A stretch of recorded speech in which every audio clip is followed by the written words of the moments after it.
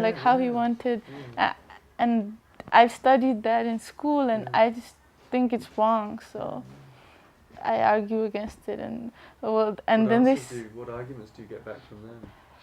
That that is different when it's like black and white is different, and like, okay, Hitler, that's different. This is like Nepal, and this is how it is. There are certain traditions and cultures I want to keep alive, but there are certain I want to kill.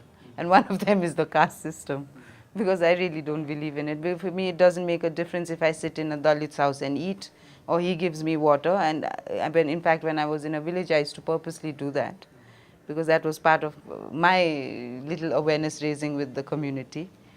The Brahmins would probably say, oh, we are preserving the religion, so we should be allowed to maintain a hierarchy. But what gives them the right to say that a Dalit cannot come into the temple?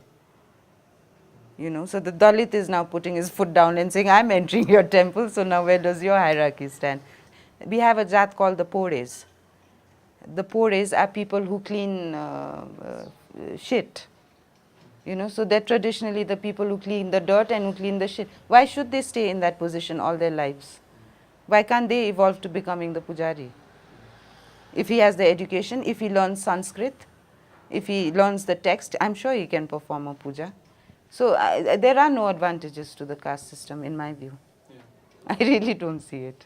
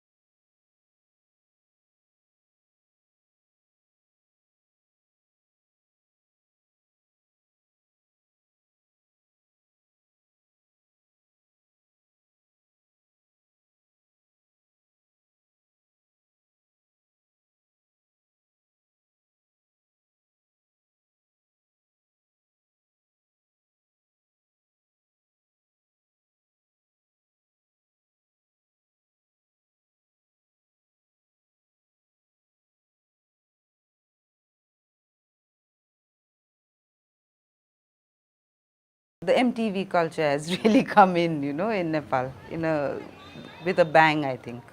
Because if you go to the normal colleges and all, the girls and boys are very, very fashion conscious. And even their accent, you know, it's suddenly American. I mean, you may have never left Nepal. You may have always lived in Nepal all your life. But I hear a lot of these young people with American accents, and I'm like, why do you feel so proud in talking in that accent, you know? You can have your own accent. Nepalese children or anyone should be taught right from the beginning is it's okay, you know, like we shouldn't have an aversion to any culture. Which sometimes, oh, you're too westernized. So what's wrong in being westernized? If you have the good, you know, if you have a progressive thinking, it's okay. If we think women are equal, it's all right, you know. See, at this stage of Nepal's social growth, let's call it growth, I hope it's a growth, is that we are so busy changing things. We haven't really gone down to talking about values. But compared to the American society, we have a lot of family traditions and family bonding, and that's how we see it from the outside. I want that to continue. I hope we don't lose that. And that's why I think we should start informing the younger generation of the values of family, why family is important, why you need to stick together, why you should not forget your roots. Young people living in the cities, idea of liberation is sexual liberation. And it's not a liberation of the mind. That is where I get worried. What is liberation for them, you know? It's not just about, that's what we want to tell them. The message we want to send out is, it's not only sexual liberation, it's about liberating your mind and actually believing that we are all equal.